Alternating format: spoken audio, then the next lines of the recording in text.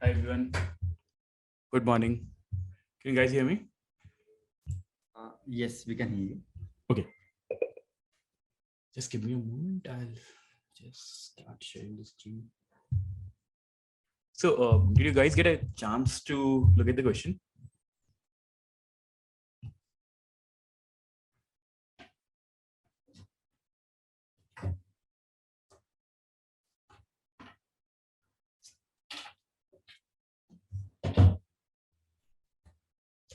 Yes. Okay. Just give me a moment. I would like to add one or two non-functional requirements to it. Mhm. How can we do recon jobs to ensure that the workflow is properly complete or not? Because I think that would be a critical component. Okay. So you mean to say that when somebody is trying to create an expense, if there is some failure at some end, like how do you do it, right? I mean, Right. I mean, as a management or as an owner of this application, I should be able to oversee how many transactions are end-to-end successful, or in between any failures because of it can be any reason, IT, or it can be anything. okay. I mean, let's take this up while discussing this. I understand the problem. Probably we need to look into like this depends on how you're gonna solution it, right? Yeah, I mean, because I'm kind of recently facing that kind of issue in my current organization, to how we can properly perform reconciliation of the source and target data sources and stuff like that. Okay. Uh, Okay. Okay. We'll look into this. Uh, anything else? You said two, right? Two more requirements. So, is there anything else apart from this? Is there any other requirement we should add? I mean, in case if we can use this in any of the cloud or anywhere, or how would be the servers and how we can, in that perspective, how Okay. many, the coding and the logical aspect along with the uh, how can we calculate the expenses, how on what terms we can calculate the uh, charges, stuff like that, in case that would be. Okay. So I did not get the other part, right? So when you say expenses, what do you exactly mean? If we deploy to probably a simple EC2 instance or something like that, Mhm. or we should be using Lambda, or I mean, it can be, you can take any cloud or dedicated servers, but Mhm. how we can calculate the cost of this running this application or something like that. I get your question. Probably might not be something. No, first of all, like any reason you're asking this? Is there some place that people have asked you this question about the billing of like or the infra billing it per se? Uh, I mean, actually, I'm kind of an architect profile. So they kind of sometimes ask me this kind of questions too, that how you perform, how you ensure that with least amount of charges you get these things delivered, and what are the alternatives. So Let's take this question up off because I think this previous question is because based on profile, probably will be questions. Something will be common for system design. So we will offline and so. sure. Okay. Okay, so let's get started. I think so. So this is basically for a bill sharing application.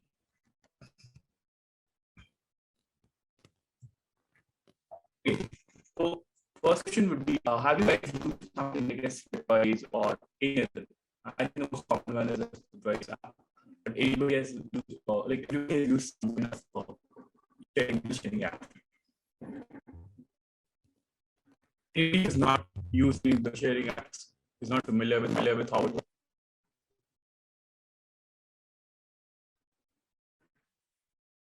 Anybody?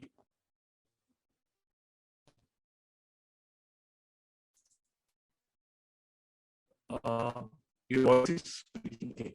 Is it big for all you guys? To start. Okay.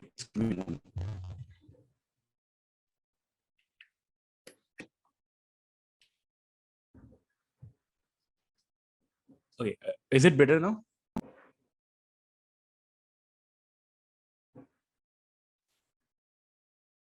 Yeah.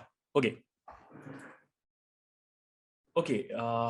So yeah, the question was, are you guys familiar with the bill sharing app, right? So let me just give a brief overview about how it works. So uh, you basically download the app and you register yourself. Normal registration, probably using email ID or phone numbers or a combination of these. And then like anybody, for example, if you are my friend and we have been going out, or like we have been like at a place and we have like somebody has paid a bill, right? So generally what happens is, even if four people go out, one person would pay the bill or two-person will pay the bill, and the rest would basically like for everybody, right? So there would be a time when you would want to split the bill and somebody else should be able to pay the bill itself, right? So in that, the whole process in which you can split a common bill into multiple parts and even allow or like online payment and stuff like that, this is what a bill sharing app enables. Okay, is that clear?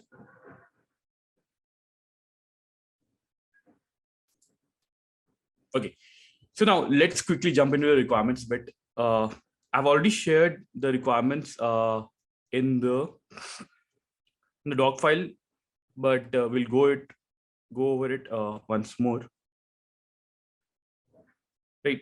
So basically, we'll first deal with all the users bit. So it says user should be able to register, right? So basically, user registration, we can say. So only a registered user should be able to basically do any kind of functionality on this app. So user should be registered. User creation is idempotent, which basically means that if I have already an account created with a particular email ID or a phone number, I cannot create another account itself, right? Because it basically means that you would have a unique fee or a unique check on email ID or phone number, and no two accounts can have the same phone number, email ID. Okay. User should be able to organize expenses among multiple heads and share with multiple share with multiple users. Okay, so basically it basically means that expense can be tagged to a group. Okay, so I mean, there's another place where it talks about creating groups and stuff like that. But you can think of this that suppose three people are there, we can create a expense group or a group like with these three people, and you can add any expense in them. If you add any expense, it basically gets assigned to all the three people. We can look into if you want to do equal assignment or like equal split or percentage split and stuff like that. But in general, it just basically means that for each expense, you can either tag it to a group or to a group of users. Okay, users can create a group. So basically, we'll write this out.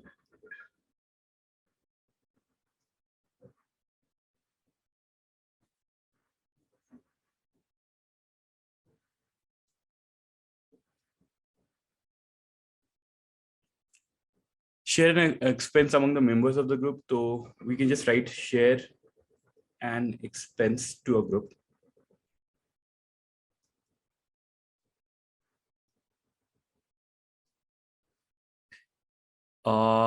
Send notification for their share to be paid. So basically send notification for an expense.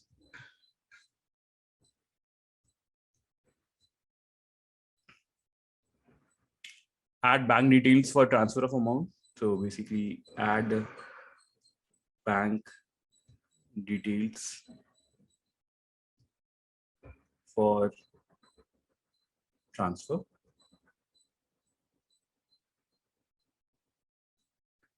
Track paid users. track paid users.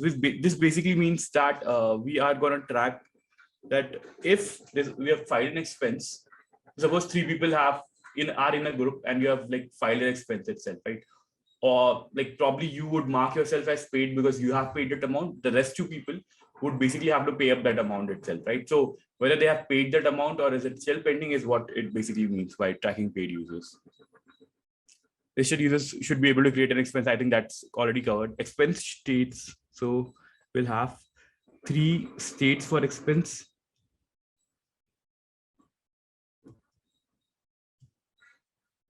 We'll call it as created, pending, and settled.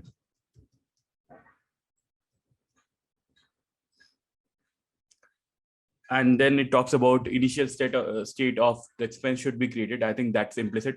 The registered user should be able to create expense group and should be able to add users to the expense. I think creating a expense group is going to be fine. Bifurcation is custom. No need to implement equal sharing. Only the bifurcation.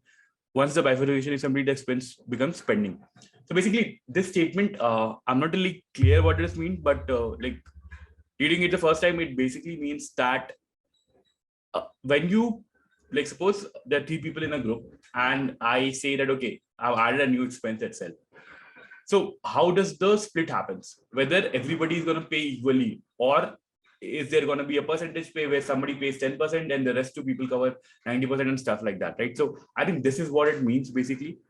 But in this question, it basically says that you could probably leave out that whole piece of it. But if you want to do it, we can discuss a few things around this also. So basically, you can have things like equal split, which basically means that however amount is how much the amount is added, it will be split among 3 people, or split, it will be split equally among all the number of people, right? So it's basically if there's an amount x, it's going to be x by n, where n is the number of people.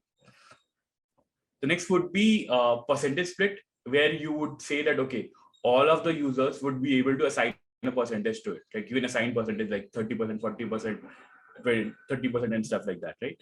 And then there would be something like you can have absolute amount. So suppose if the expense of that particular thing is 1,000 rupees, then you can put against an A 100 rupees, B 800 rupees, and C 100 rupees, right? So you can do something like that also. So we'll look into this in a way, but yeah, that's what it basically means, I feel. Provision to extend provide user notification when somebody adds them to the expense.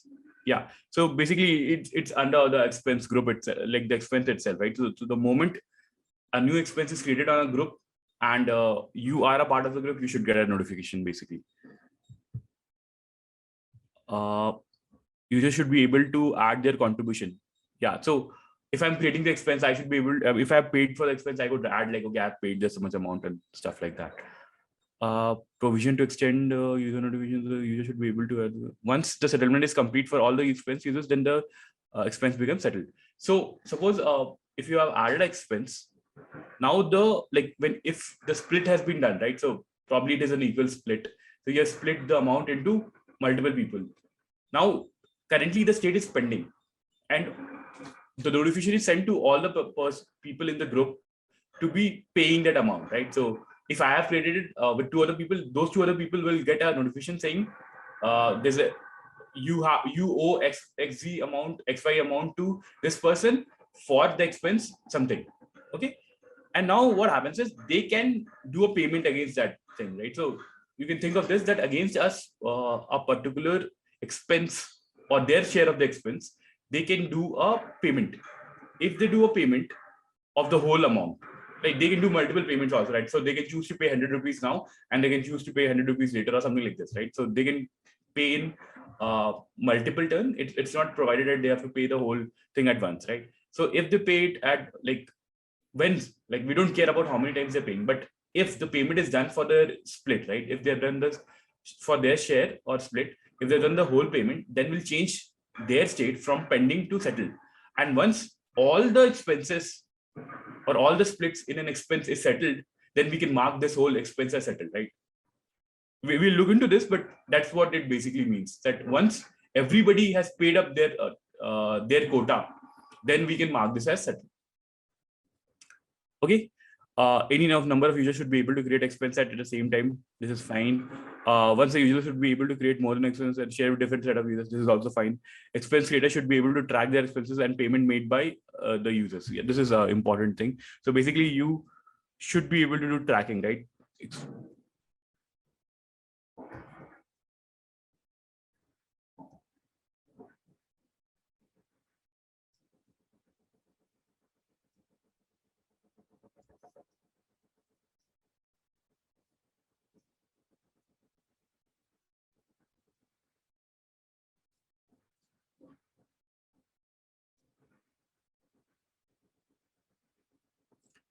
And the last one is users can settle in parts, which basically means you don't need to pay the whole amount at once.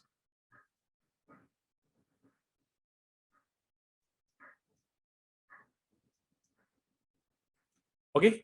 So any doubts on the requirements bit?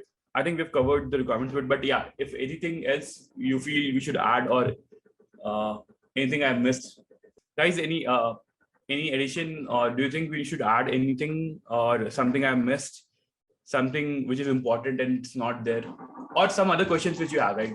Are we going to do this or are we not going to do this? Because this is the phase where you basically discuss, you get the high level. So the high level problem was expense bill sharing app, right?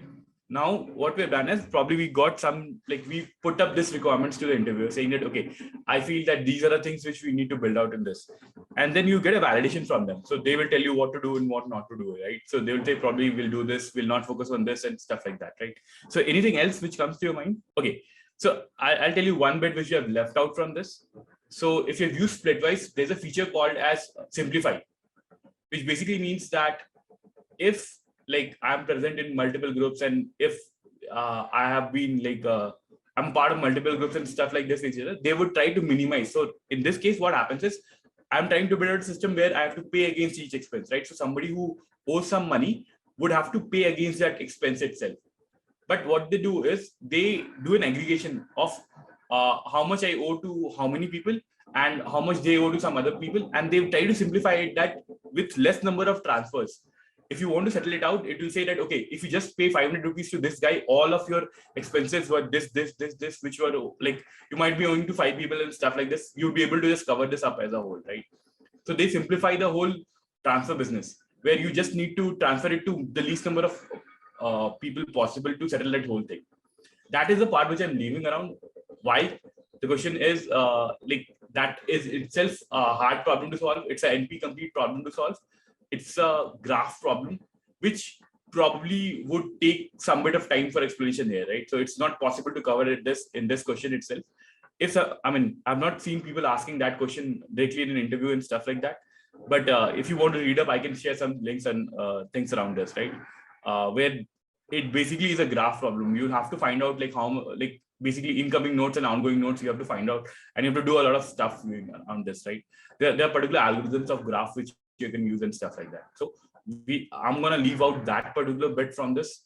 But yeah, if you want to know about this, how it is done, probably I can share a link where it explains how it is done. Okay. Any questions on this part? Any more additions? Any suggestions on this?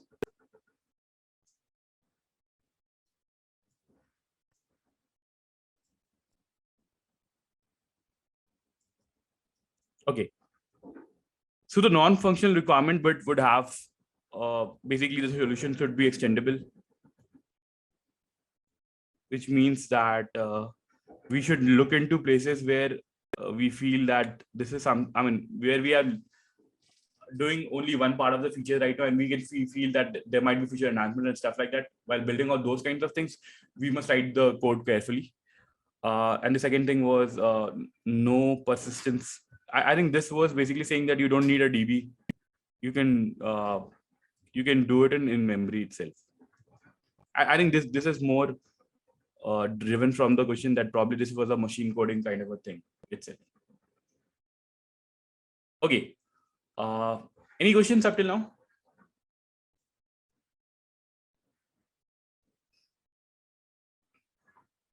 Anybody has any questions?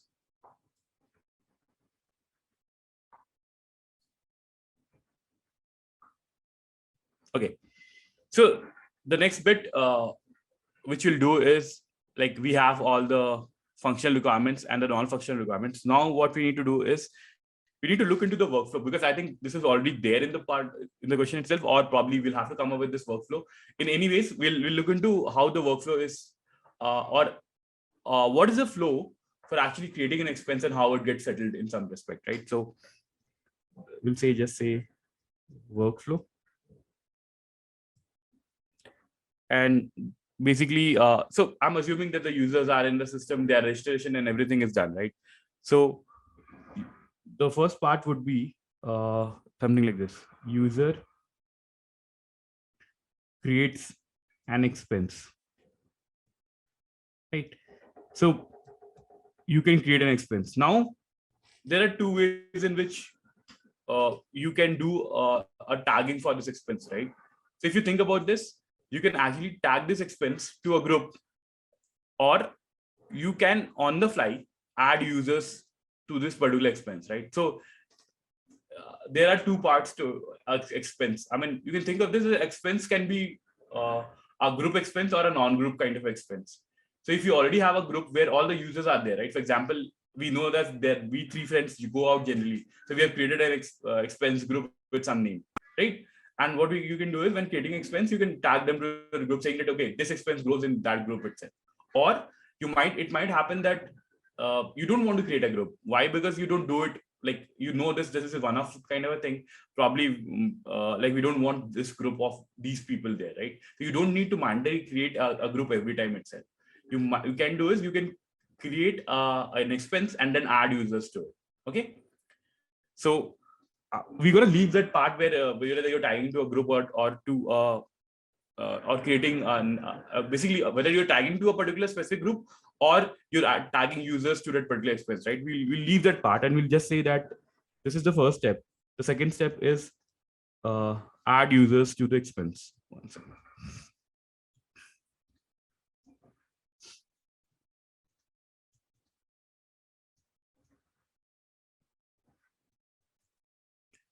The third thing is basically share the expense with,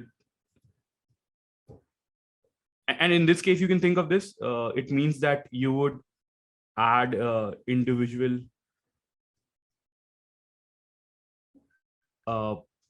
amounts, right? So you can think of this that when you create expense saying that, okay, 1,000 rupees expense and these 4 people are involved.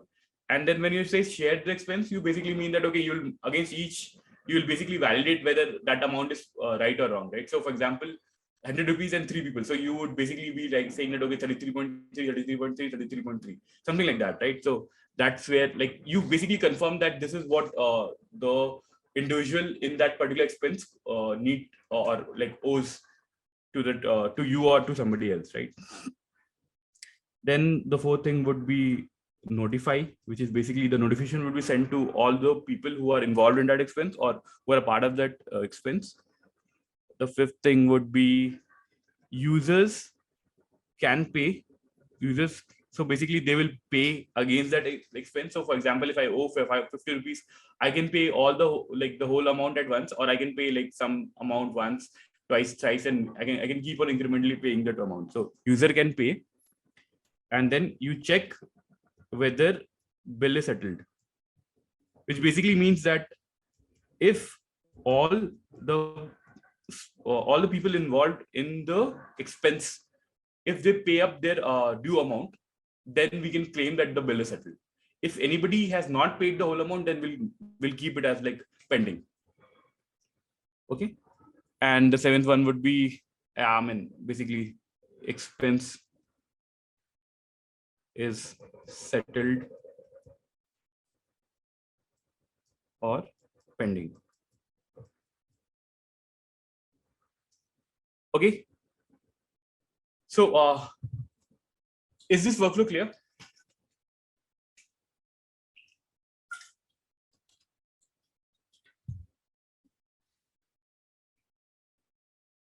Guys, any doubts up till now? What is the sixth point? Like check whether bill is billed. Oh, sorry, bill is settled. Sorry, I said settled, but I wrote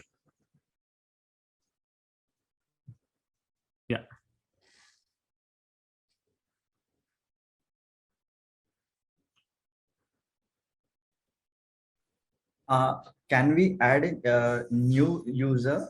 Sorry, initially we thought it would be shared between three of the individuals, and in between a transaction, can we add another one? I mean, just use Yeah, case. you can do that. You can do that, but the mechanisms you'll have to think about is if you had tagged this to a group, right? For example, so think of this, like how would the UI look like, right? So let me do this. Probably this would be a better. So uh, there would be two ways in which you can add an expense. One way would be that you go to a group view. So suppose there's a, okay, one second. What happened to this? Let me. 6 and 7 point are not overlapping. 6 and 7 point. Check whether bill is settled. Yeah. So I think yeah. I mean, basically you check whether, and I think these can be like one. So these is like a, basically you check the status of the bill. I think, yeah, you're fine. Like, I think it's one. So I would just say one. This both are okay. Yeah. So in the groups part, right? Like look at the. So we're trying to figure out the UI of how a UI looks in, right? So this is for an individual. So for example, I have downloaded this app, and I have a section in the app where it says groups. If I click on groups, what I get is the different groups, right? So I'm just naming it group A. So I would say GRP A, GRP B, and I can have like these many groups, right? So suppose if I have two groups itself. Now, if I want to create an expense, I could click on this, right? So I could just select this. And when I select this, I go to this section, GRP A. And inside this, I would get to see the old expenses, and I would have a plus button here, right? Like, okay, this is inside this, sorry. Or and I would get to like see the old ones. If I click on this, it basically means that I want to add an expense to this group, right? So in this case, it will by default, when I'm creating this expense, the users of this or the participants for this expense would be picked up from this group, right? So this is one flow. The other flow might be that you don't have a group for that particular set of people, right? And it's quite natural, right? You would not. So we're not saying that you need to create a group before adding any, like for adding an expense, right? So we're saying that you can do it. You can add an expense to your group, or there's another option where, suppose in the main menu, there's an option called for add an expense, right?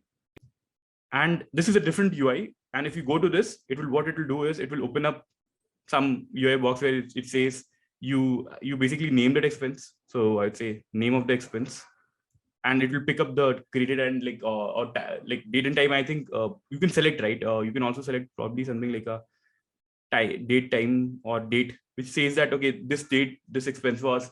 So if you want to remember, like okay, we went to shopping a month back, so you can mention the date of that a month back. So it's not that it's the current time, but it's basically when this particular expense happened. And then you can have things like participants, and you can think of this that you are able to basically choose a participant. You can think of this that this might open up a contact or some other menu itself where you will be able to choose people, or if you are able to do a autocomplete kind of a search where if you just type somebody's name, it will put up like okay, if they are on this particular app, you will get their name with their phone number or some identity also, just to recognize that this is the guy. And then you can add against that each participant, you can either add their percentage or probably the amount, right? For example, you can add some X amount. So right, there would be a total amount also of this expense, and then there would be some X amount against each of the participants. So you can add multiple participants with their share, basically. Okay, I'm just referring to a very like normal UI. Probably the UI can have more nuances that do you want to split in percentages, do you want to split in absolute amounts, or do you want to have an equal split and stuff like that. But I'm just saying, I mean, basically, no matter what you do, like in the end, it will look like this, right? Against each participant, there would be a user ID, and then against which there would be something like an amount, right? An amount which they owe, basically. Is this clear?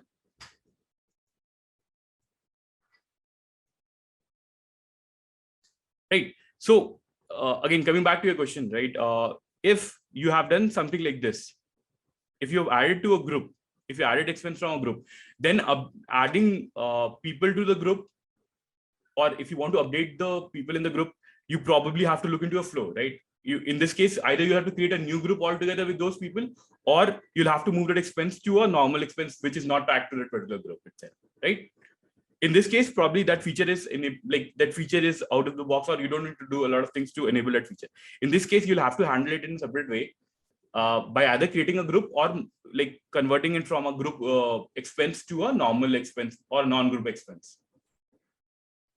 Does that make sense?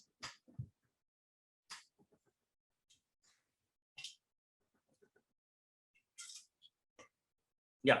So, I mean, I don't remember who asked this question, but Shivan, I guess it was you, right? It was me. Okay. Okay. Anyways, yeah. So, any doubts till now? I mean, do we have this clarity?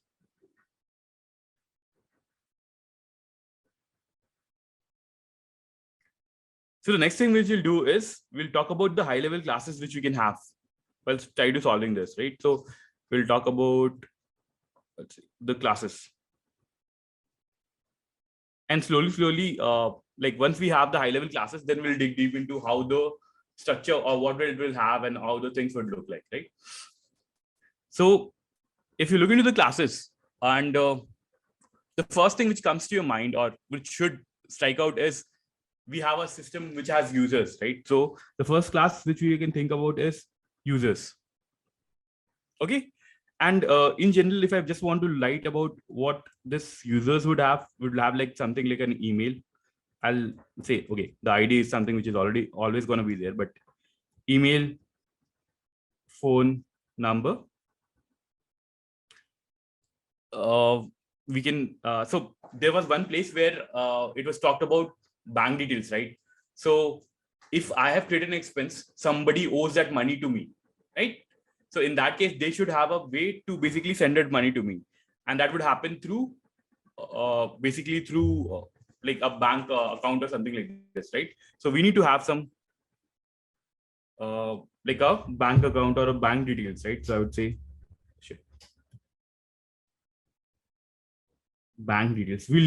We'll also look into what does a bank detail contain, but for time being, we'll just call it a bank detail. Any questions till now? Is this okay? Or can you think of anything else which you'll need to add for a particular user?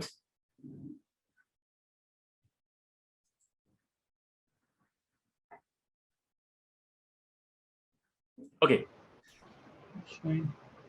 Yeah, Anil, go ahead. Anil, if you're saying something, I can't hear you. No, it was not me. Okay, sorry. Okay, I'll move ahead. If you have anything, you can probably prompt in the middle. Okay, so we have this users class. Now, the next thing which you can think of is expense group. But first of all, let's try to look into what an expense would look like. Right? So let's first have like an informal discussion about what expense is, right? So I'll just use a different color also. So suppose if I want to say an expense, right?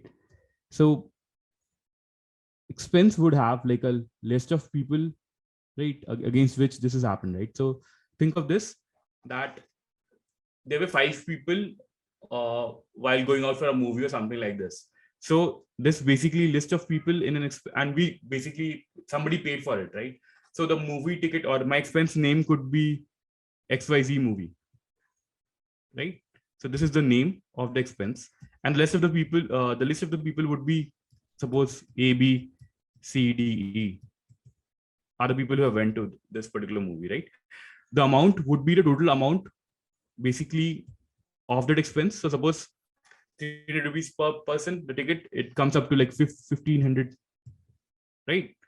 And then what we'll have is, against each people, we would have to put in a split. In this case, because it's a movie, it's an equal split. In other cases, it might be different, right? So we can do something like this, right? We need to create a split for each of these people, right? So can we say something like a share or a split? Sorry.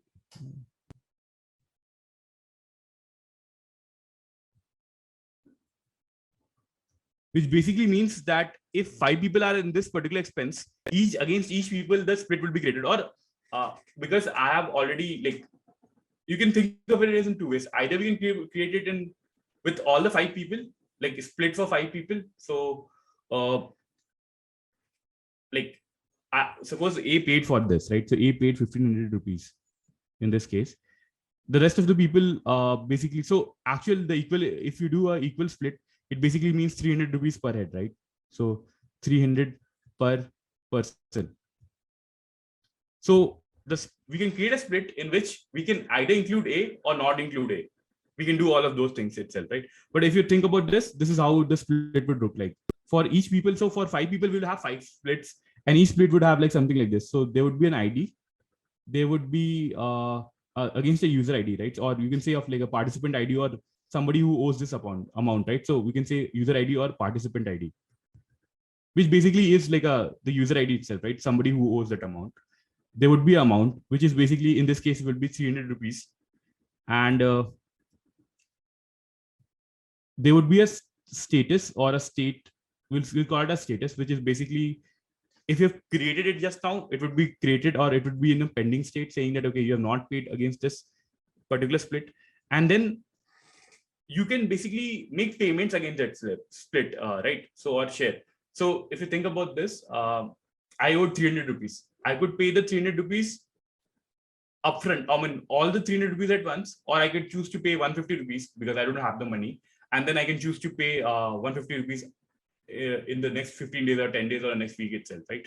So you can think of this as, this would have like a list of payments, right? We'll also discuss how the payments would look like, right? So this is how a split, probably there would be more things like created at what time this was created at, and then we can have something like a settled at kind of a time, where at what time the whole thing was paid. If it is not paid till now, it's the settled at, it's still null. But once the whole thing gets paid out, it will move from pending to settled state, and then we'll probably put in a date and stuff like that, right? So we can have something like this. And in case of expense, we would have like the expense name. Obviously, we'll have an ID. We have a list of people against that expense. So who are the participants for this particular expense? If it is a group expense, we'll probably, instead of list of people, we'll probably have a group ID, and we'll see how we can do that. Sorry. Yeah. We will have a list of splits, which basically is list of the each share against each people. So we'll have like a list of splits against this, and then we'll have the total amount which needs to be paid, and then there would be a status, right? The overall status of this, and then we can have things like created at, settled at, and other things which are basically telling you when this amount was settled as such. And then we can also, okay, one thing which we missed out on the share and split part is that against each share and split, we'll also be sending out notifications, right? So if you want to, and this is probably an if, we can store the notifications at this place saying that, okay, you can send out reminders and other stuff also, right? So if somebody is still in pending state after 5 days or 6 days, you can tap on this and like notify this user that, okay, can you pay this amount and stuff like that. So you can do stuff like this. Or when the particular expense is created, you want to send an automated message saying that, okay, tell this user, or like this user should be known, or should be, that it should be communicated to the user that this particular expense has been created and they own the money, right? So you can do all of those things. So you can also store a list of notifications at this point, where like against a particular split. So you know that, okay, these are the notifications which are sent against that particular split. We can also store the list of notifications against a particular expense. And I mean, depending on what kind of notification you want to send at the expense level itself. Okay. So now let's try to add this expense, like how would the class look like? We have roughly like discussed this, but let's try to like have more detailing around this, right? So expense would have a ID, right? Would have a name, verbose name, which helps everybody to recognize and identify what this actually was for. You can have other things like comments and stuff like that, which basically means that if you want to have any additional information or if you want to say something about that particular expense, you can have it, right? And then you can have things like who was the creator of that expense. So you can have a creator, which is basically, I mean, you will store a user reference or a user ID here. You can say you'll have an amount, which basically is the total amount of that expense. You'll have a status. You would have created at what time the expense was created, or you would have you can also have like an expense date. So this is at the time, or expense at expense. Okay, created at is basically the time at which you're creating that expense, and expense date is basically the time on which this happened. So we would have meant for a movie a week ago. Today, if I'm creating it, I can put the expense date at a week ago. Okay, and then it will have, like, I mean, if you want to store the references, it will have a list of the share or split which we talked about, shares, right? It will have a list of people who are involved in this particular expense. We can call this as list of users. We can say participants, right? And then yeah, if you want to keep a track of the notification sent against this, you can have like notifications at this place, which is notification.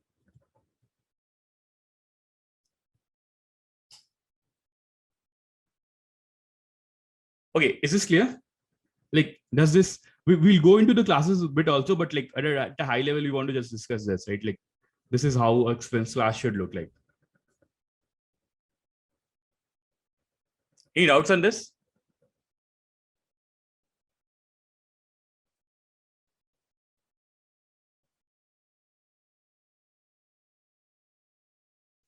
Okay, so moving on, let's move to the next class.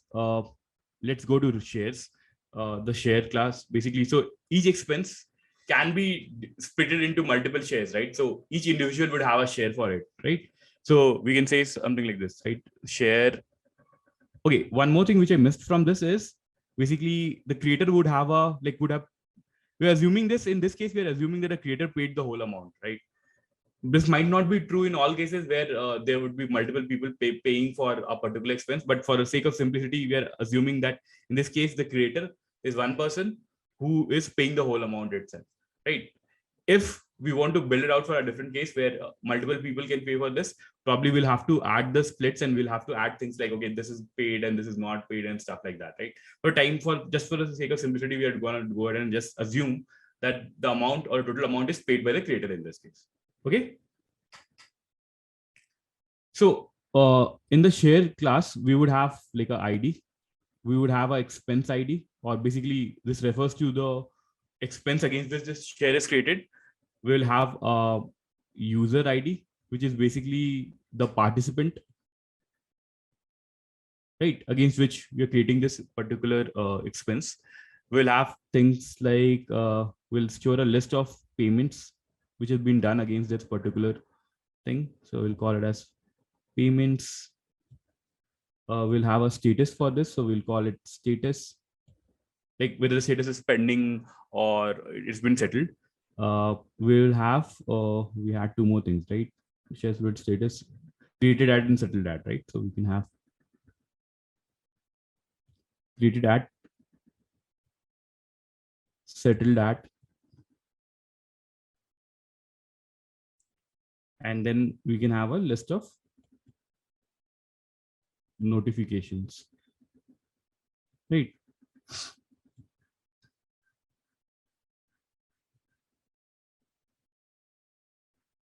So this is how my share class would look like. Okay. Any doubts on this? Any questions? Share amount will also be there, right? Okay, and did I miss this? Yeah, there would be amount. Thanks.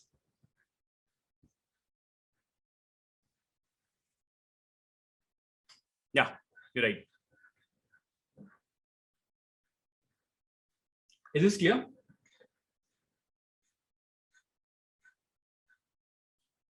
Okay, so after this, the next, there would be next, we would have some more classes. We can think of another class, which is payment, or I should say payment, not payments, and then a notification class. And we also had a bank details thing, right? Thingy, which is on the top, right? So we can just say, okay, so you will just say bank. We can call it bank account or bank details, does not matter much here, but we just say bank account for the time being. So bank account would have a ID, would have like a user ID. So basically means against which user this bank account has been created. You would have like a bank name.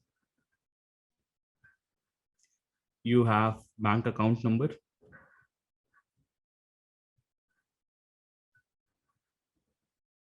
And then probably you would have like, I'm assuming there's a net banking, so I'm just keeping it simple. You'll have a bank IFSC code. Okay. And you can have like informations of like created at and stuff like that. Is this fine?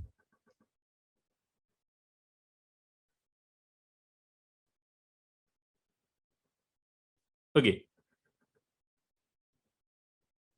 The next we would have like a payment class. And inside this payment class, again, we'll have our ID. Because we are paying against a particular split or a share, we'll call this as share ID. So against which share ID do you want to pay? We'll say amount paid, right? We'll have something like a status, which tells you whether the amount was completely paid or they failed or something like this, right? So I'll say amount paid. You can also have like a user ID or paid by kind of a thing, or you can piggyback to the share ID and you can find the who's paying for this amount, but you can do both of these things, right? So if you want, you can piggyback to the share ID and then figure out who's the user for it, or who's the participant of this, or you can want to store it, you can store it away. For the sake of simplicity, let's not share like store it here, because we don't want to store it in information. So we have ID, amount paid, and then there would be a status for payment. The status would be like, the possible status would be, I would say, created, processing,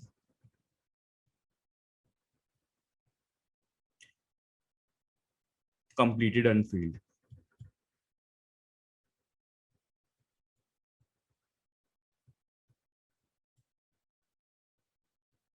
Okay, so this would be the possible status which we have here.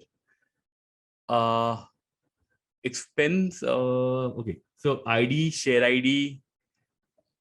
You can have things like, if you want to store at this place, you can have things like, so if you're paying some amount, right, they would be from bank account, like which bank account you're using to do this, and then to bank account, so to which bank account you're paying and stuff like this, right? You can have all of these information, yeah, which is basically a reference to the bank account thing, right? And then you can also have, like, if you want to have this, you can have a receiver. Receiver basically is the user who's getting this amount and stuff like that. Okay, is this clear?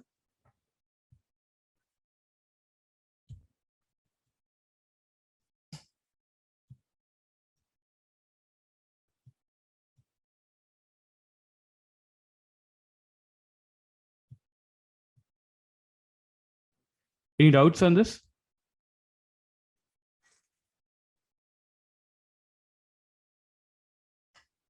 Okay, so payment, bank account. Okay, so we have one more class which we need to look into, which is notification. So notification would have, I would say, just it will have a ID, which is basically like for identifier. So, and then you will have to whom you are sending this notification. So I'm just assuming that this is gonna be like, this is an email, or like we can assume this to be an email, or okay, let us do one thing. Let us try to make it a bit more better in that sense. Let's try to model it out in some different way, because I think notifications is also something which is commonly asked as a problem. So let's at least try to model this out, right? So you can think of this as notification is your interface. Probably you can think of this as a parent interface. And then you can have different kinds of notifications, right? So we can have notifications so we can think of this email as one of the notifications, SMS as one of the notifications, and probably push notification, right? We can think of these are different types of notifications that you can have, right? So if you want to just if you want to just implement this thing out, your notification interface would look like, it will carry some state, and then there would be like some status against this particular notification. And like what would your function basically, you can think of this as for each of these notifications, different things would be needed, right?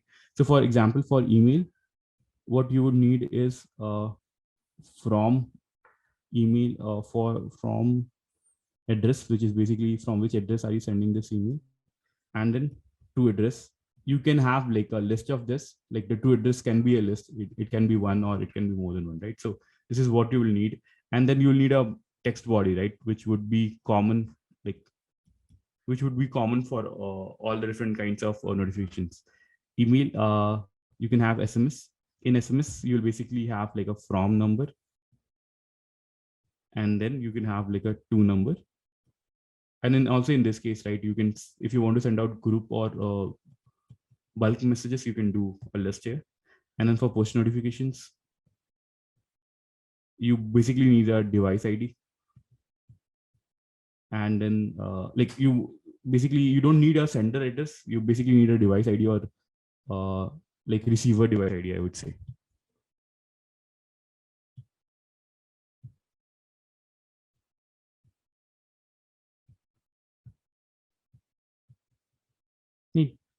And apart from this, you would basically have a status in a notification and like a text body, right? So this is basically the content of the text feature or content of the notification which you want to send. Okay, so this is roughly how it's gonna look like for all of this, right? Like different types of thing would look like differently.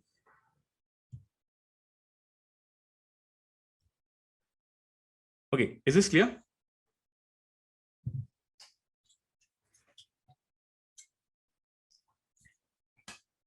Any doubts till now?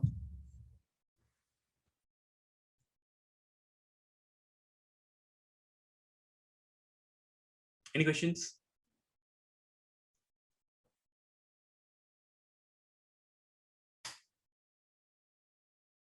Okay.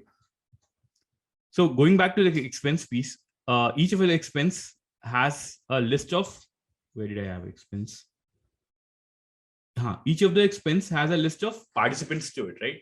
Now, as we know this, right, you can create an expense against a group and create an expense against a non-group, right? Or just an individual set of users, which you can choose and do it, right? So how would you build this out? Like, can we do something like this where we can say that if a expense, like we can expend it, like an expense is basically, we have all those things. So we are mostly concerned about expense as a list of users, which are calling it participants, right? So in this case, if on the parent expense class, if you don't store this, instead what we do is we extend out expense in this manner. So expense now can be of two parts of expense, right? So one expense can be a group expense, right? And what we do is, instead of storing this at this level, what we do is we store the group ID in this case, or expense group ID. And in this case, we store, well, I'll call this as non-group expense. We can store a list of, instead of storing at this level, we're storing at this level. So list of users and users, right? So now, based on what kind of expense you're creating, if you want to create a non-group expense, you will probably use this class. If you're creating a group expense, you'll probably use this class, right? So at this level, we'll probably not store uh, users list or the list of users information, right? So we'll move this to the subclass.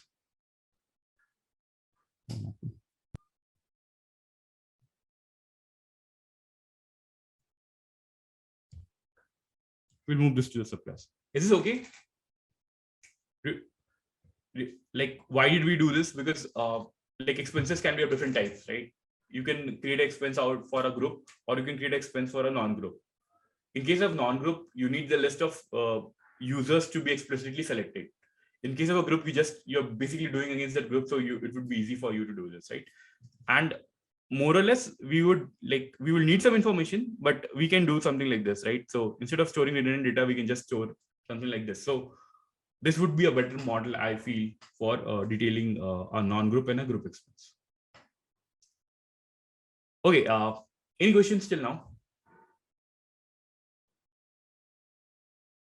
Are all the high-level classes clear?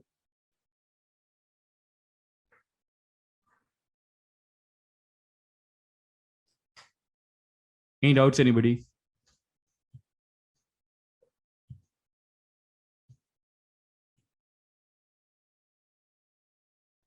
Okay. I'm assuming that there are no doubts, so I'll move ahead. So now we will do is we'll just look at so we had a lot of status at different level, right? So we'll just try to look at what are the different status at different levels. So in expense status, and we'll assume that while implementing this, you will probably use a enum to implement all of this, right? So expense status would be created. So when you create expense, you by default you created this status, and then you would have pending. So when you have allotted different shares, like so when you have made the splits and you've assigned the amount to the splits, we'll move it to from created to pending. And then we have settled, which is basically meaning that everybody has paid up the owed amount. Okay, so this is at the expense status. Like these are the expense status which you have. We have another kind of status, which is payment status, which is basically created. So you created a payment request, basically, kind of, you can think of this. It's getting processed. So this is in processing. And then you have completed it or it has failed.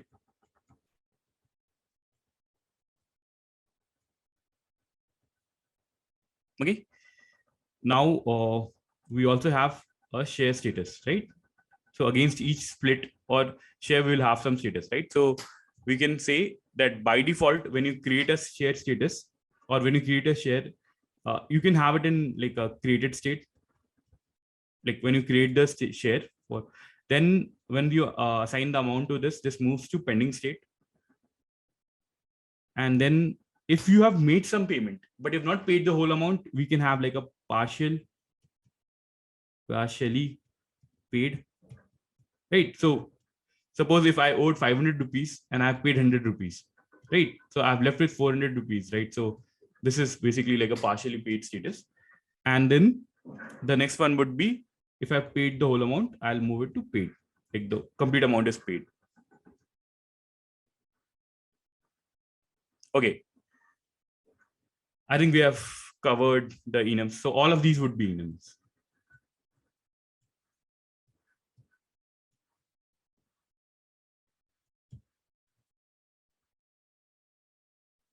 Okay. Any questions up till now?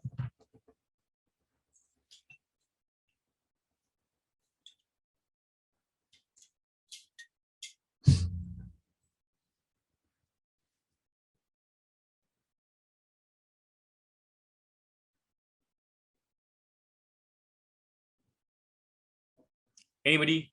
Any questions?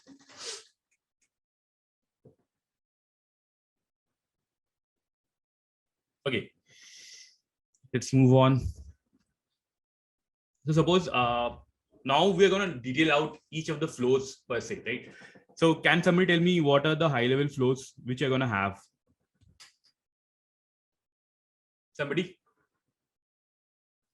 Anybody wants to take a, like, what are different flows which you'll have in this system? Or when I'm thinking of coding it out, right? As I know the high level classes and stuff like that, and what does it contain, right? But if I need to build out the flows, different kinds of flows, what would be different kind of flows? Anybody who wants to take a call?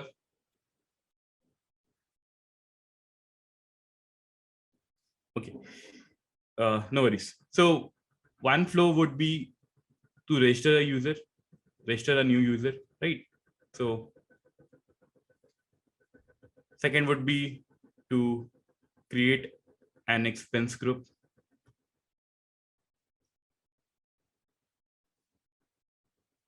Third would be add an expense. Fourth would be add an expense / assign splits, I would say. Assign shares for participants.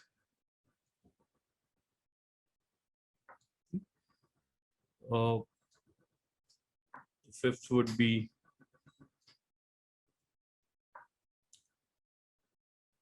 participant pays for a share. It might pay like partially or complete, right? So I'll just say partial payment or full. Like they can do both of these, right? And then basically check expense status. Okay, so these are different flows which we have. Do we roughly cover all of those things which we need to?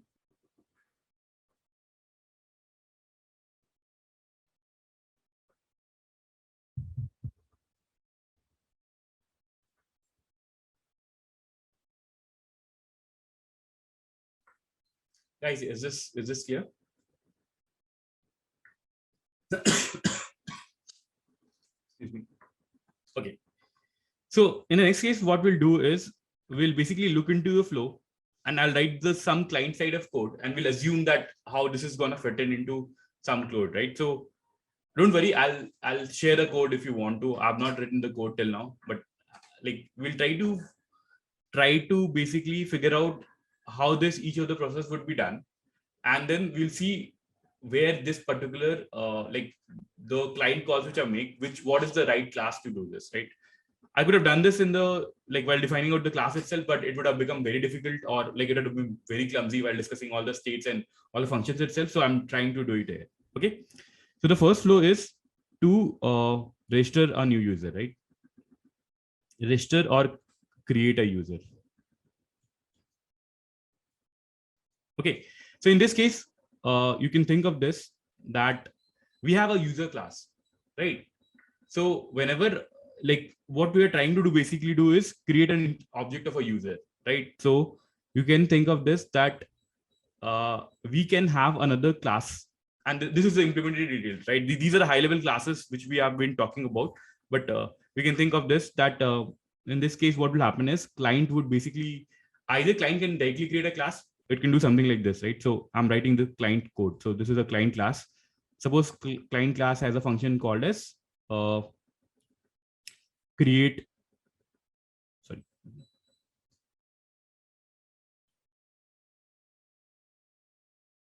user, right? So in this case, this particular function would take in all the details which you need to create a user, right? So something like email, ID, phone number. Assuming that we are mandated that you need to have email ID and phone number both. Basically, name of the user. Probably some bank account details, bank account number, like bank account details, I'll just say. Like if you pass in all these values, and I need to check whether there's something else which has been left out.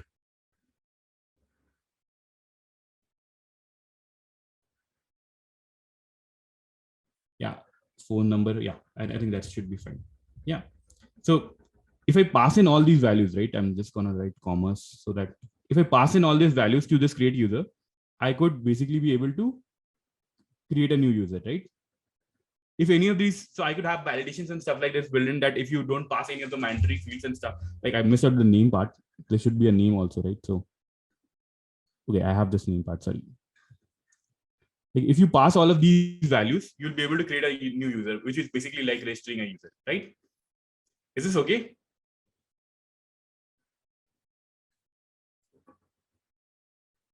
Guys, any doubts on this part?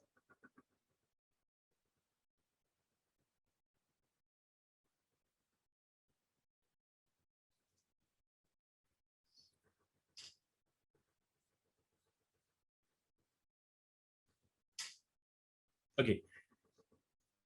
Moving on, the next thing would be we want to create expense group, right? So how do you create expense group? So I could basically do is like when you try to create an expense group, this would be something like this, right? Like the code would look like create expense group, right? And then you would pass in a list of users to it, right? Right. I could just do this, right? So if you want to create an expense group, what you need basically, you need the list of users who are, or the list of participants for that group itself, right? So if you just pass in this, you can create a list, and this gives you back something like a group ID and probably a group name.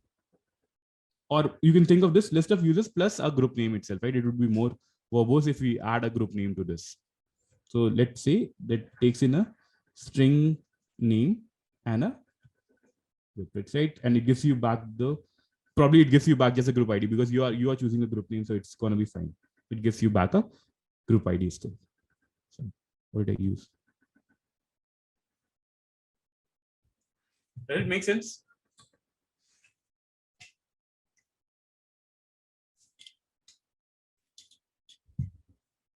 Okay, so and now the third piece would be to add an expense, right? So when you add an expense, so I will say like there's a add expense kind of a functionality which is there, right?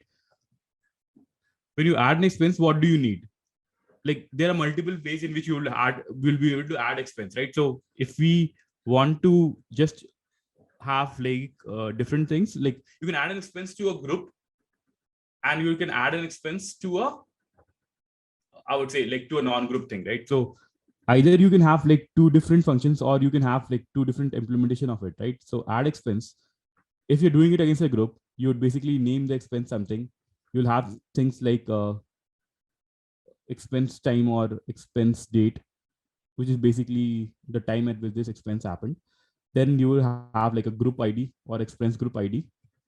You'll have a creator, or like you can think of this as a creator, like somebody who's creating this, right? So creator and then amount, right? And then if you want additional information, you can have pass in additional information which tells you about the shares which they need to pay, probably like a equal split or percentage split and things like that, right? For the time being, we just assume that it's going to be equal split, so we'll just keep it something like this, right?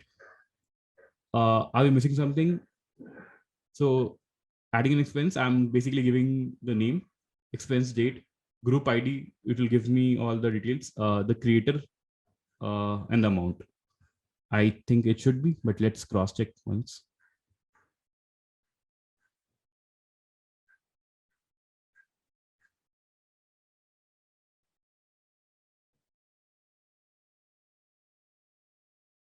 Yeah, probably we can add, like we had something else which is like a comments or stuff like that, so we can also have like comments here.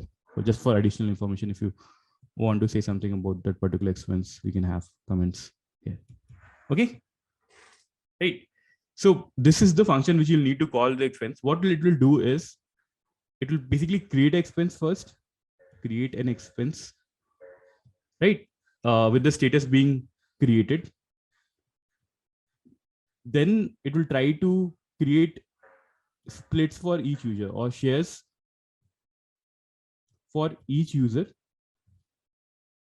right? With I would say pending state,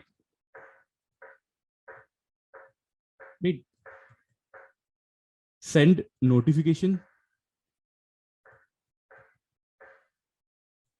for expense created against, I mean, basically each of the people would get a notification, right?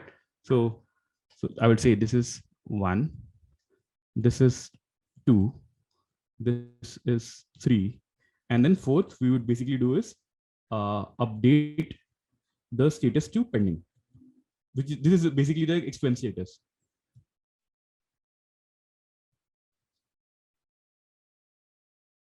Okay, and then we'll probably do is return expense ID. Okay, and this is a case where we are doing it for a group, so we're not taking in like the list of participants, because we're taking the group. We basically will be able to iterate over all the, we can fetch the group users in that group, and we'll be able to do all of this. Is this clear? Any doubts on this piece?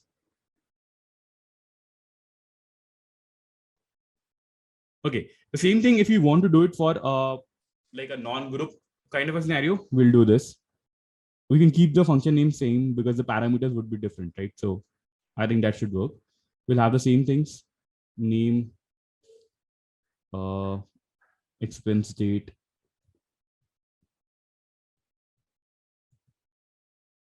Probably we can have like, we can create another, like we can create a function which takes in the list of users and which reuses. So like this whole thing can go into a function.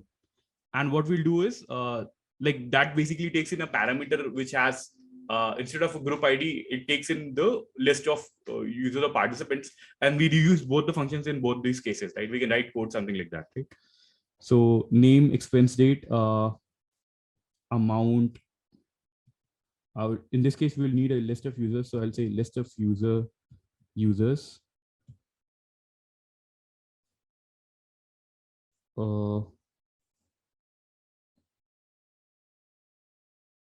Creator amount and comment. Creator amount and comment. Right. So this would basically be the same as like everything which happens is quite similar to this, right? The only thing is, in this case, we'll get a list of users. In that case, probably we'll have to fetch the list of users for that particular group, right? Is this clear?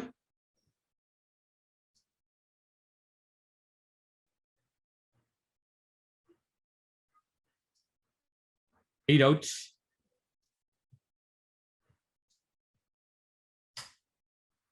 Okay.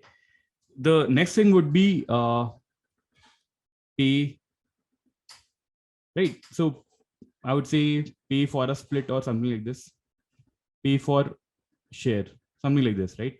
Which basically means that somebody who has received the notification can do is when they tap on it, they go to that particular share or split, and in the UI there's an option where it says pay for this or pay, right? So when you're trying to pay for a share, what do you need is the share ID against which you're trying to pay, right? So this if you have the share ID, you have all the share details. Now what you'll do is you basically need to, like, you might want to pay the whole amount, or you want to pay the like some amount which is less than the amount to be paid, right? In this case, you would have amount. We'll say amount to be paid, amount to pay, something like this. And then we would have like a payer. So somebody who's paying against this. So we'll call this as a, I don't know whether the right word is payee or payer. I don't know. So we'll probably like leave out the right, because I'm getting confused with the name. I'll probably say paid by. So I'll just make it simpler and we'll just say this paid by, which is basically a user in this case, right? And yeah, I don't think so we need anything more from this, or yeah, right? So if you use this, what we basically want to do is we need to create a payment, and we need to do the whole payment stuff and then update the share back, right? With the share and stuff like that. So share ID would have all the share details, basically the amount which needs to be paid. If there are some amounts already paid, we can figure out that, right? We can have a function on share which calculates the amount paid till now, or amount which is left out. So if I've already made 2 payments, I could just have a function which will sum all of those values and give me the amount which is left over, right? So I can do that. Amount to pay can be like, we can calculate from like what is the amount the user intends to pay currently. That's the amount to be paid. So that's input which you need. Paid by user is what we do is. The thing which is I think it might require is when we, okay, in this case, for making a payment, we need to, like, to whom we are sending, right? To bank account, right? To whom we are sending from bank account, right? So to bank account, how can you fetch this value from to bank account is basically if you go to share and if you go to expense, you will be able to find the creator. And basically, because we are paying it to the creator itself, you are able to go to their user details and stuff like that, right? So we'll be able to fetch all the details from share ID itself. And from bank account, because we're using a paid by user, we'll be able to get these values from the bank, from bank account, right? Like the paid by is a user whose bank account we'll use to do this transfer, right? So, or probably we might not even require the from bank transfer, but like for sake of like just this call, we can think of this, right? So we'll be able to get all of these values itself, right? And after the, like, we'll basically trigger a payment flow, right? Based on these informations. If the payment, and this time we'll mark the status of this particular payment as pending or as created. We'll first start like with created, and then we'll probably move it to processing, right? So we'll first create this, give me a second. So the flow would be, we'll first create this payment. So the status would be created. Then we'll move it to processing once we basically start the internet banking like payment flow and stuff like that. And then based on the response, we'll probably move it to completed or failed.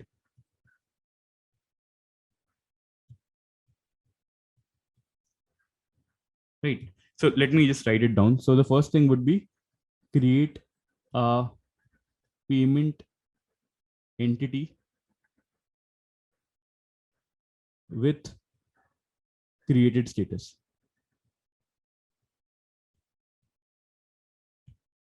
Right. The second would be process payment, and you say that status is processing.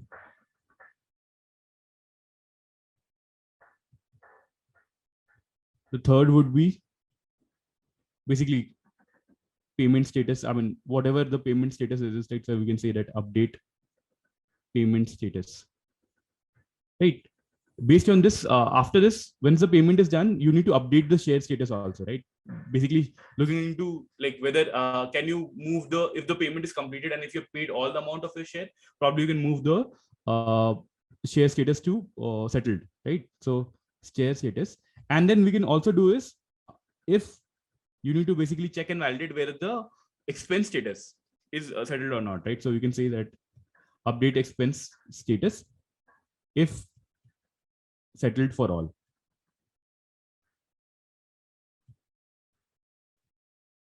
Okay.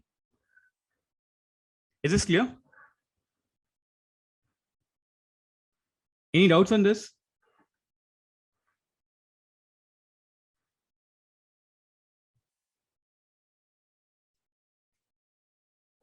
Yeah.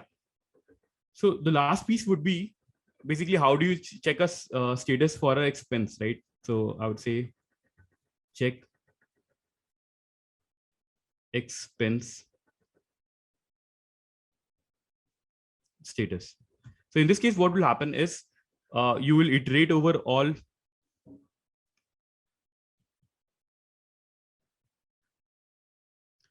you basically need to iterate over all shares and look at their status, right?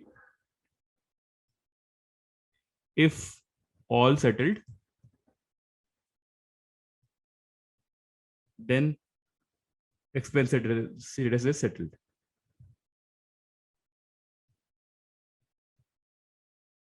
Right. And this is what we're doing here, right? Like when we're trying to, like, after the payment is done, and if the payment is done successfully, we go back and check for whether this particular share status is like if I paid all the amount which needs to be paid, then I can update the share status as like, okay, I've settled that for that particular share. And the same thing which I can do is, if it might be like this was the last user who did not pay the whole amount, and that's the reason it is still in pending state. So I could just go back and look into this and run the same code here and basically execute this to basically updated status. Okay.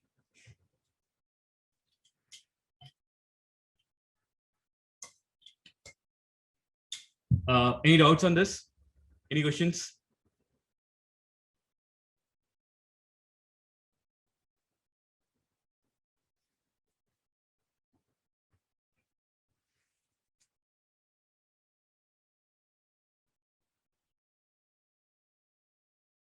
Guys, any doubts?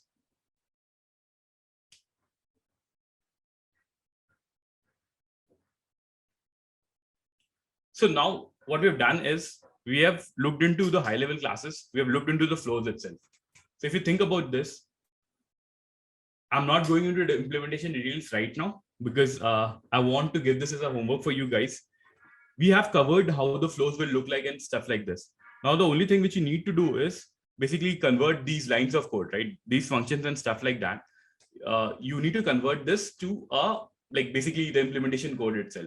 And you need to figure out what's the right place to basically where should these functions go in? Should they all go into this client as I wrote right now? Or can this be some of these be a responsibility of a class, of an individual class like a share or a payment or a split or share or an expense and stuff like this? Or do you need to create more subclasses or more classes to do a particular thing, right? So I'll leave those things out for you guys. But I think they like with this level of clarity, probably the implementation might not be that difficult. But I mean, I'm all ears. I want to listen to what your feedback is on this. Like, will you be able to actually do this, or do you need more detailed coding, like or a particular code and stuff like this for this? Is this level of detailing helps you to solve this problem, or do you think there are certain things which is missing and stuff like that? Or what is the level of details which you need to solve this problem?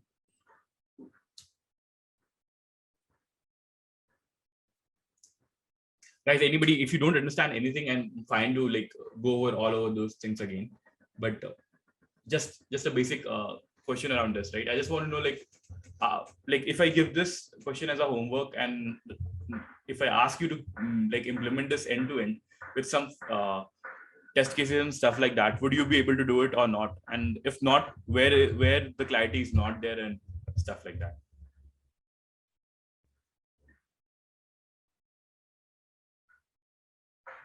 I think we can take up it for homework. Okay. Yeah, so I mean, I'll just say like give it a try.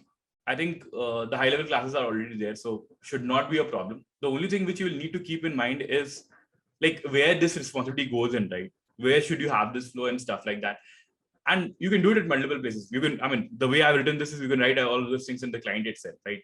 But it would be better if you look at, okay, so if I'm paying, like, for example, if I'm sending a notification, so this function should be in a split class. Split class should have some function which is like send created at notification or send created notification. And then you can write that code inside this way saying that, okay, if you created a split, you can just call this like if you created a share, you can just inherently call this thing and this will send out a notification and stuff like that, right? So if you write that kind of a code, it becomes easier rather than like having everything on the outside, right?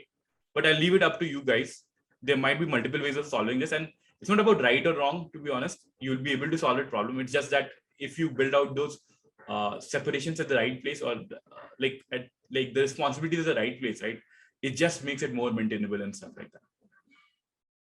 Okay. So guys on this call, Tushar, Chiranjit, Shuyans, and Shivam. Any questions on this? Any doubt? Any place where you don't have much clarity, or you think there's not enough clarity where you can go ahead and implement this? I'm willing to discuss this, but like let's at least have that conversation where you feel confident that you can go ahead and implement this out. Yeah, it's fine. I think. Any place where you feel that there's no clarity, or I mean, I understand it probably when you start implementing it, more things would come into your head and stuff like that. But any particular place where you don't understand, how would you go ahead and do about this? Like, how would you basically try? I mean, how would you even start it out, right? Like, if there's any like if you have any doubts over there that how would I start doing this kind of thing, then probably we can discuss that.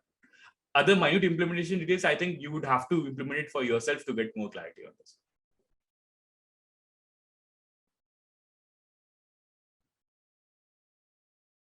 Okay. So anything else which you need to discuss on this? Like suppose, so the blunt question would be, if anybody asks you to design this particular problem in an interview setup, would you are you confident enough that you would be able to do this? Or at least have a good discussion around this? I know the implementation details will still vary, but would you be able to have a discussion around this? Yeah, I can, I think. Okay. Today, I mean, I don't know, it seems like a very, it's just, I would say quite a class today. There's not a lot of cross questioning. There's not a lot of doubt clears and stuff like that. I hope it's just that you guys understand this. And I mean, if you you can ask anything in this class, right? So you don't need to worry about is this a good question to ask or not? That should be fine.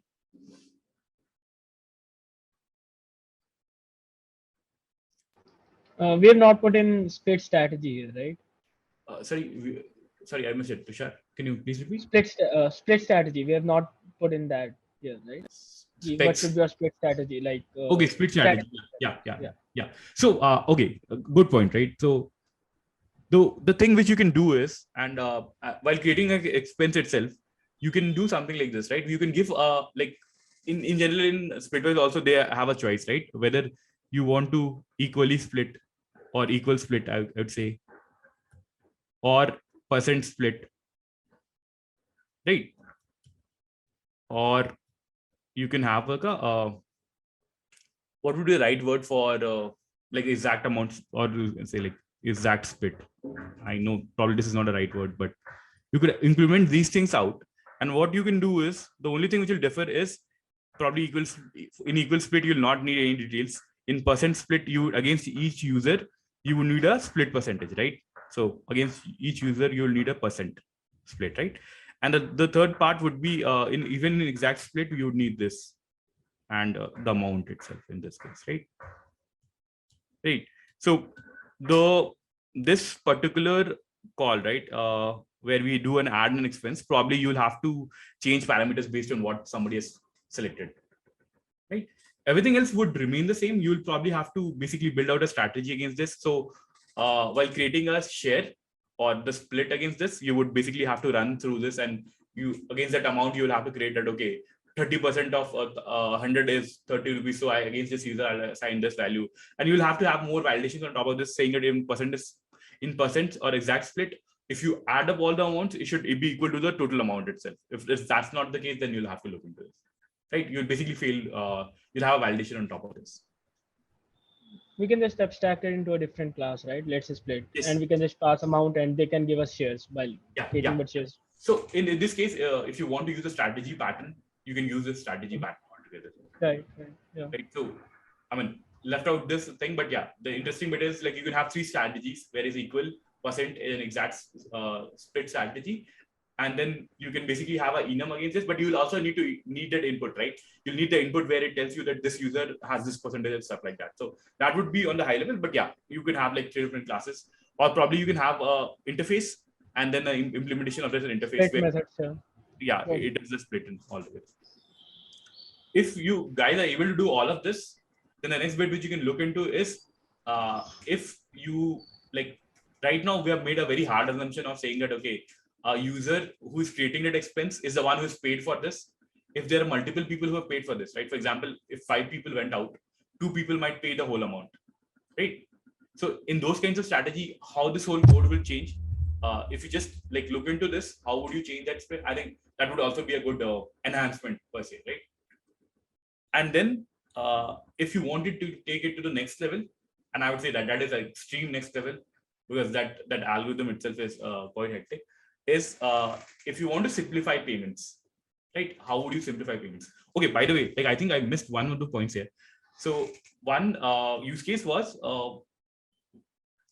a user should be able to see the, if I created this expense, I should be able to see what is the amount paid, what is the amount left out, and stuff like that.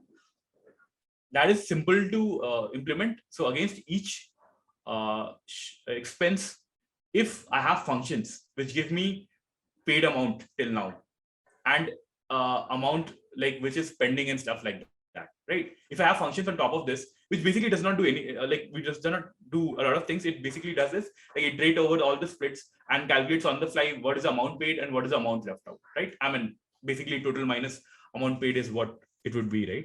So if you're able to do all of those things, you'll be able to show the view that okay, these are the expenses. Again, this expense, this is amount paid, this is pending. If you click on this, you can also go ahead and show them the people who are pending to pay and how much amount they have, like they're to pay, like or they the amount due amount and people who are due against that, right? So you'll be able to do all of those things there. That's not much of a change. It's basically how do you basically you can create a function on top of this share class itself to show all of those values. Okay. The last thing which I was talking about was the simplification bit. So if there are 5 people in the group and everybody and there are multiple groups and stuff like that and everybody owes everybody some amount, in this strategy what we're doing is you're paying against a share, right? I'm paying for a share or expense itself, right? I'm paying a part of the expense, but there might be multiple expenses against which I can combine and pay, right? I could pay like right now the strategy is that you pay against a split or a share, which might not be a good thing, right? So there might be 3 items or a 3 expense in the same group, and I would have to make 3 payments in order to fulfill all of those things, right? If instead of doing this, if I could come up with a strategy where I don't need to do this, I'm able to pay for more, like I'm able to make payments for more, like more than one expense. I don't need to make a payment for a particular share, but I could pay at the top level itself and stuff like that. If I am able to do that, that would be a better design, right? In this case, it does not matter because I think for simplification, people had put this question in this way. But if you want to take it a notch up, probably solve that problem in that sense. It's gonna be not that hard, I would say, but the calculations would differ on top, right? So now you would not your status, like at any point of time, you would try to calculate whether this expense is paid or not by looking at the shares and splits, but by looking at the amount, right? So if somebody paid amount which is greater than the due amount for this particular person, then you'll have to do this. You'll have to look into the nuances, but I think that is something which is doable, right? So you can pick that thing as an enhancement itself, where instead of paying for each individual splits or shares, a user can pay for a combination of these. Okay.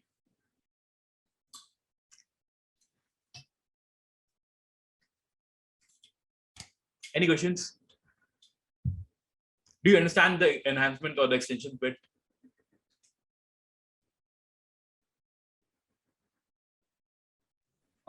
Just for my clarification, like for example, if we all went to a restaurant for gathering, and you paid for food bill and I paid for the drinks, and we want after the party we want to share among five of us, rather than creating each separate.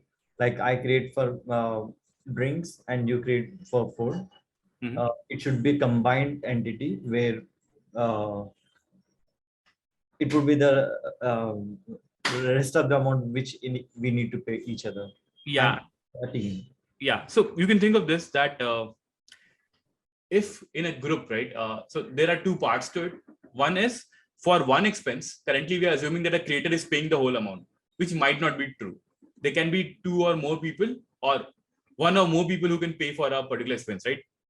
So that would be the extension where for one particular expense, more than 1 people can pay, and then the other people who have not paid might have some due amount, or even those people who have paid might not pay the equal amount, right? So they might also have some due amount, right? For example, if let us think about this, right?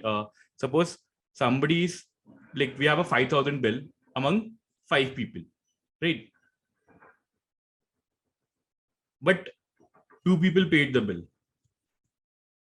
And the share, I mean, so these 2 people are A and B. A paid 4,500, B paid 500, right? Now, like if you look at this CDE, suppose CDE are like 3 people, right? So this guy still needs to pay plus 500 rupees. This guy needs to pay 1,000 rupees. this guy needs to, I'll say plus 5,000 rupees, or I would say like minus would be the right word, right? So if somebody owes amount, it should be minus, right? So let me, right? This is what is paid, right? And this guy gets back plus 3,000. This guy would get back 4,000 rupees, right? This is how it should have been, right? In this scenario. So this is one of the scenarios where two or more people, or one or more people, I would say,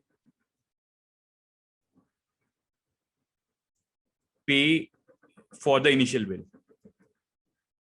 Pay the initial amount, or pay the full amount, I would say. Pay the full amount. And then you need to calculate the split, right? So in this case, though this guy has paid it, he still owes some amount, right? So this might be a perfectly valid scenario, right? So this is one of the extensions, right?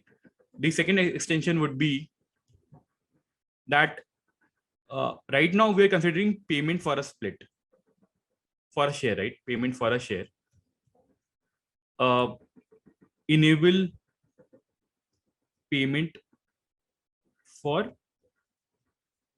two or more share, right? So you are able to pay for two or more shares at once, not individually, right? So if you think an example, if in a group, right, if we have three bills, A, B, and C, and I'm a part of this group, so I'll make one payment against this, second payment against this, and third payment against this. But I don't want to do three payments, because why would I do this? I would want to pay all of these three combined, like at once, right?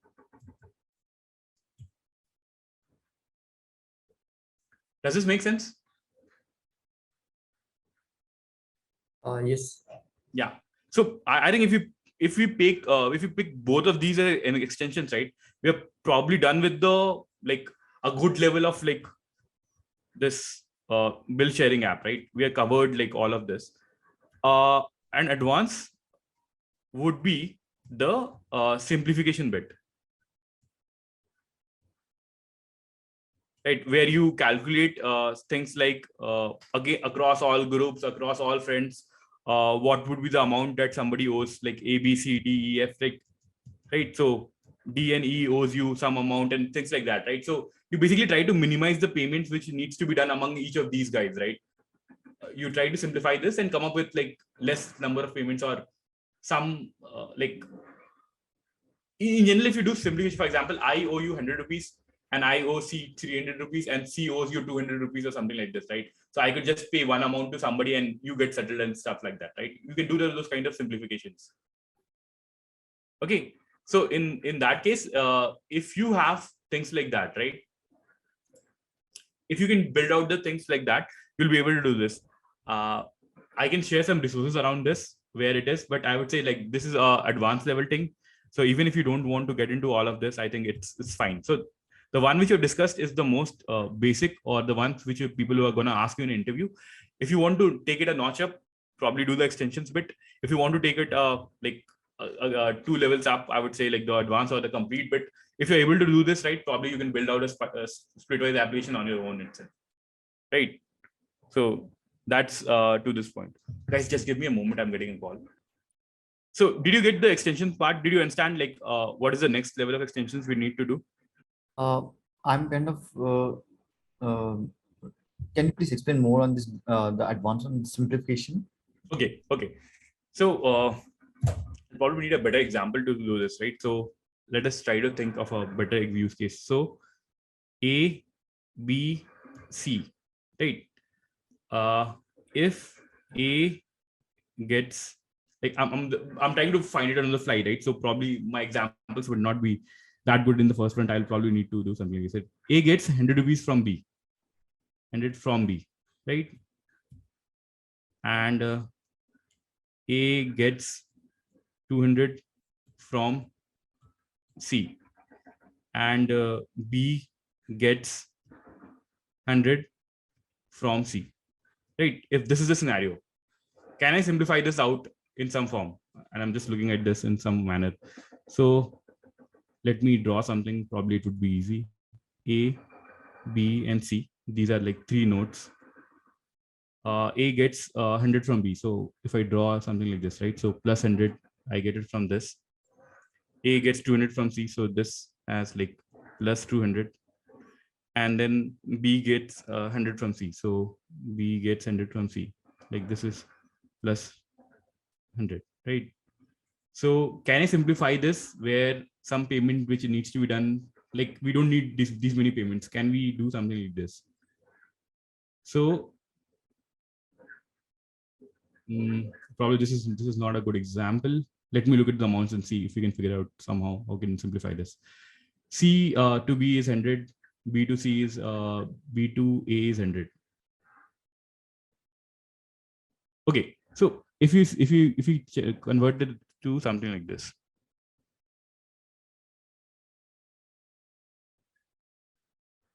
and this guy needs 200 here. Can we settle this out where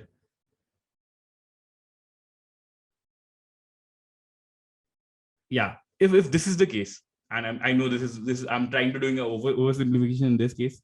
In this case, if you have something like this, so C owes 200 to A, B owes 200, like A gets 200 from C, B gets 200 from C, and A gets 200 from B. In this case, either we can do all of these payments, right? Or can we simplify this where we can say that if C pays 200 amount to A and B pays 200 amount to A, would it fit this? So if I just do this, right? Okay, so C needs to pay 200 to A and C needs to pay 200 to B, right? And B needs to pay 200 to C. Instead of this, if we do this, like actually the payment is going from this route, right? A to B to C, right? If we can simplify this out and we say that C pays 400 rupees to A, and will the whole thing get like, can this get simplified? So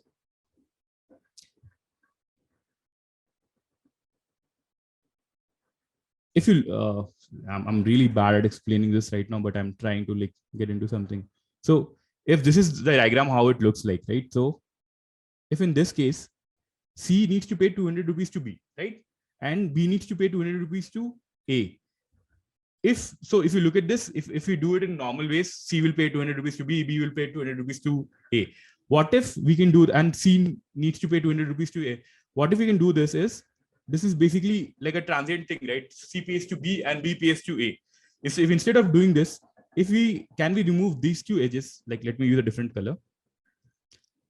Can we remove this and say, if you do this, C to A 200 rupees plus 200 rupees, and we are able to simplify this out. Now we don't need this many transactions, right? Or if you can, if you want to simplify this out, we can combine these two and say that this gets resolved if C pays 400 rupees to A, all of these things is done.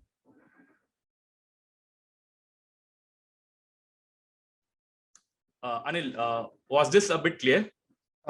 Yeah, I think it's more or less similar to the extension second scenario, I feel.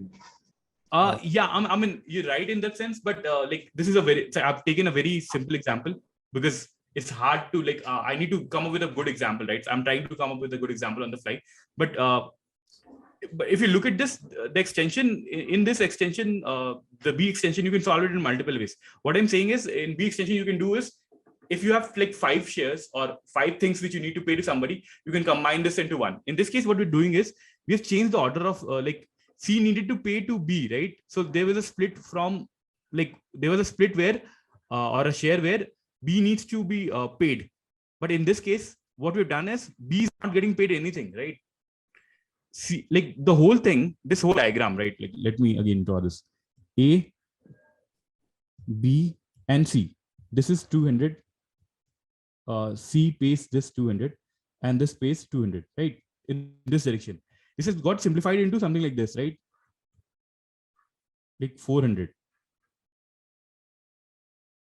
Right? Is this correct? Like yeah. B is gone out of the picture, right? So if you look at this, in this case, if you look at the second extension, which basically you're saying that enable payment for more to 2 or more shares, it's different, right? In this case, what will happen is probably like if across expenses, if I need to pay like one more, like there was one more note from here for 100, which is because I'm doing it at the share level itself, right? So you could be able to combine and pay 200 plus this 100 thing, right, to this particular guy.